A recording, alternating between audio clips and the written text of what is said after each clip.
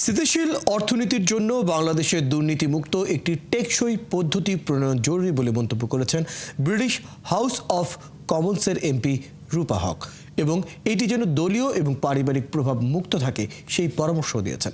মঙ্গলবার রাজধানী সফররত ইউকে বিসিসিআই আয়োজিত এক সেমিনারে তিনি আরও বলেন, বাংলাদেশের প্রায় সব খাতেই দলীয় ব্যক্তি নিয়োগ দেওয়া হয়, যা দুর্নীতি বিস্তারের জন্য দায়ী।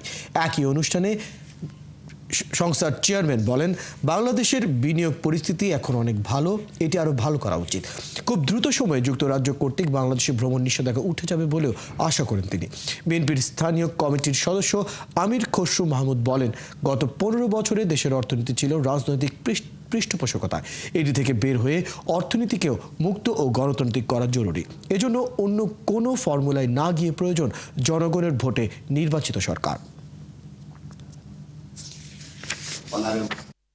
So I think you need a new system. You need obviously anti-corruption legislation, but you need people. What was the August uprising about? The quota system, that you should appoint people on merit. বর্তমানে যে plane level আছে, we are much more comfortable, but we want to see more comfortable.